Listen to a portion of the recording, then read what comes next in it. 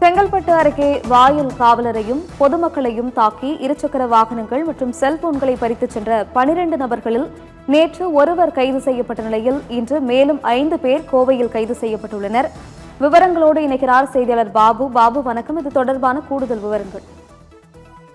நிச்சயமாக நிகிதா, செங்கல்பட்டு தாலுகா காவல் நிலைய எல்லைக்குட்பட்ட பழத்தோட்டம் பகுதியில் செயல்பட்டு வரும் அரசினர் பாதுகாப்பு இல்லத்தில் இருந்து கடந்த ஞாயிற்றுக்கிழமை அன்று இரவு 12 சிறார்கள் வாயில் காவலரையும் சாலையில் சென்ற பொதுமக்களையும் தாக்கி 3 இருசக்கர வாகனங்களையும் அவர்களிடமிருந்து செல்போன், பணம் உள்ளிட்டவை பறித்து சென்ற நிலையில் தற்பொழுது 6 சிறுவர்களை போலீசார் கைது செய்திருக்கின்றனர்.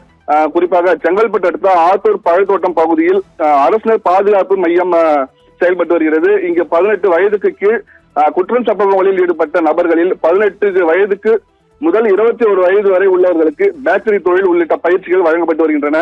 இதில் தமிழகத்தில் சென்னை, திருச்சி, கோயம்புத்தூர், திருநெல்வேலி, மதுரை உள்ளிட்ட பல்வேறு பகுதிகளில் இருந்து கொலை, கொள்ளை, வழிப்பறி உள்ளிட்ட குற்ற வழக்கின் தொடர்புடைய 78 பேர் தங்க வைக்கப்பட்டுள்ள நிலையில் கடந்த ஞாயிற்றுக்கிழமை அன்று இரவு தொலைக்காட்சி பார்த்துக் கொண்டிருந்த பொழுது இரு தரப்பினருக்கிடையே ஏற்பட்ட மோதலில் அதனை தடுக்கச் சென்ற வாயில் காவலரை தாக்கி அவரிடம் இருந்து செல்போன், அறையில் மற்றும் சாவியையும் பறித்து கொண்டு வெளியே சென்ற 12 பேர் கொண்ட கும்பல் வெளியே சென்ற பொதுமக்களிடம் இருந்து 3 இருசக்கர வாகனங்களையும் செல்போன்களையும் பணம் உள்ளிட்டவை பறித்து அங்கிருந்து தப்பியோடிய நிலையில் போலீசார் ஞாயிற்றுக்கிழமை இரவு முதல் தேடுதல் வேலையில் ஈடுபட்டு வருகின்றனர். இந்த நிலையில் சென்னை, திருச்சி, கோயம்புத்தூர், சேலம் உள்ளிட்ட பல்வேறு மாவட்டங்களில் போலீசார் தீவிரமாக தேடிவிட்டு வரும் நிலையில நேற்று காலை சென்னை KK நகர் பகுதியில் ஆகாஷ் என்கிற இளைஞரை கைது செய்தனர்.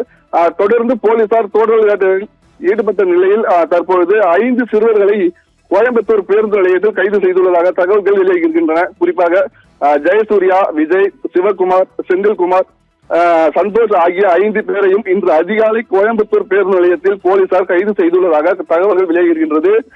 இதுவரை 12 சிறுவர்களில் 6 சிறுவர்கள் கைது செய்யப்பட்ட நிலையில் தற்பொழுது மேலும் தப்பியோடிய 6 சிறுவர்களையும் தேடுதல் போலீசார் தேடும் பணியில் ஈடுபட்டு வருகின்றனர்.